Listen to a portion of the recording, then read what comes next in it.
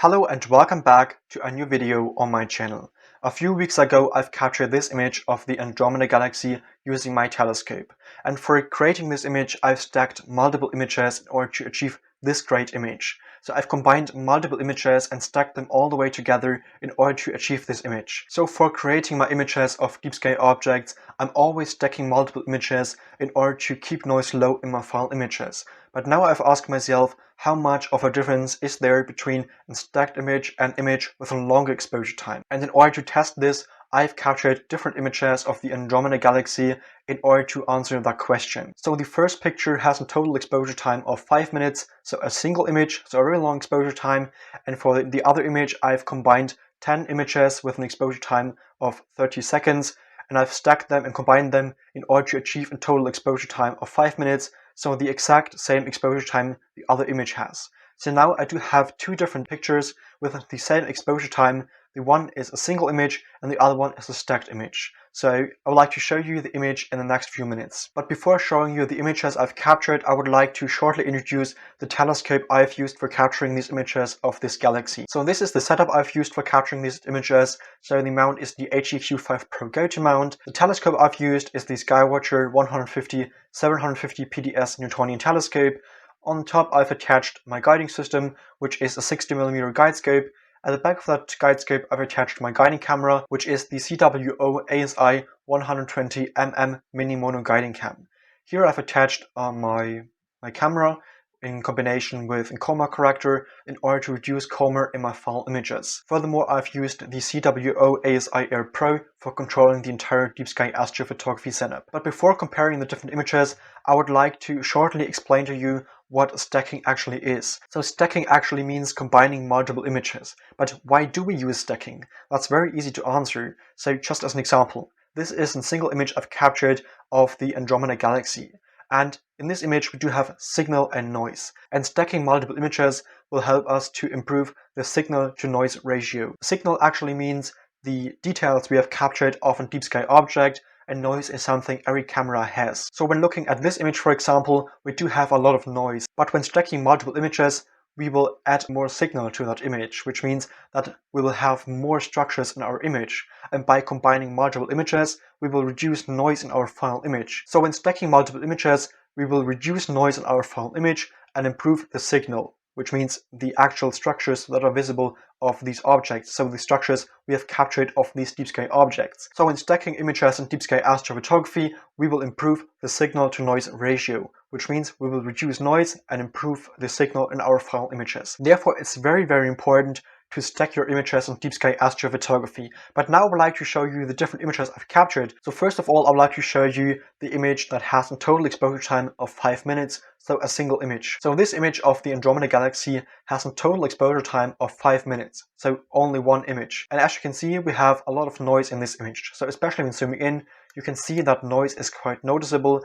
For sure, more structures are visible because now we do have a longer exposure time. But still, the signal to noise ratio is not good. But now I would like to show you the stacked image. So therefore, I've combined 10 images with a single exposure time of 30 seconds, and I've combined them using Deep Sky Stacker in order to achieve a total exposure time of 5 minutes. So the exact same exposure time this image has. So this is a stacked image of the Andromeda Galaxy. So I've stacked and combined 10 different images in order to achieve a total exposure time of 5 minutes. And when zooming in, you can see that there's less noise compared to the other image. So I was definitely able to improve the signal to noise ratio. So I was able to reduce noise in my final image, and I was able to bring out more signal. So I was able to bring out more structures in this object. Now I would like to show you a side-by-side comparison of the two different images. Now you can see a side-by-side comparison of the two different images I've captured.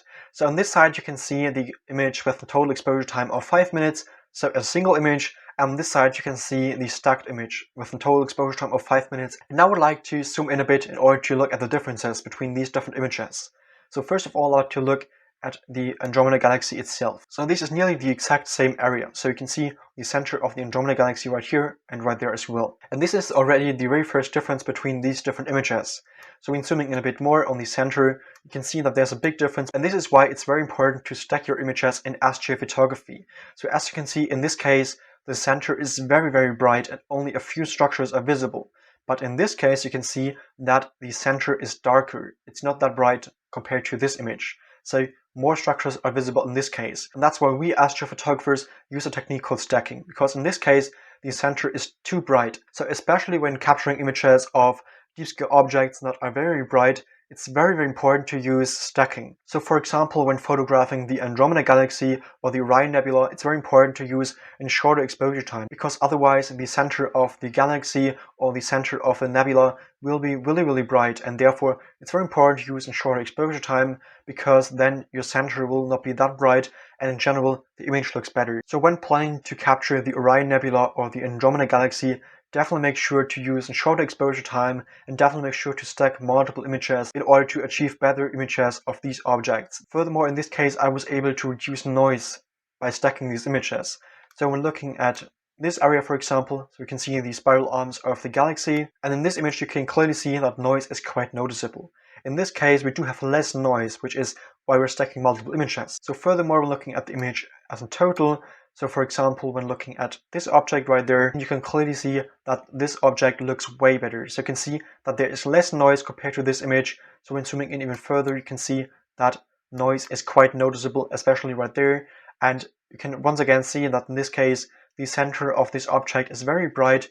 And in this case, you can see that the center is darker and it looks way better. Stacking multiple images in astrophotography is not only helpful for improving the signal to noise ratio, but it will also help you to achieve better stars in your images. So when not using a guide scope, for example, and when using a very long exposure time, so 5 to 10 minutes, for example, your stars will not be that round and you will get star trails in the final image. Therefore, when not using a guide scope, for example, it's very helpful to use a shorter exposure time, because then you will not get star trails in your image, and then the stars will be very round and you will achieve perfect stars. And when stacking the different images, you will achieve a better signal to noise ratio. So stacking multiple images in astrophotography is something I definitely recommend.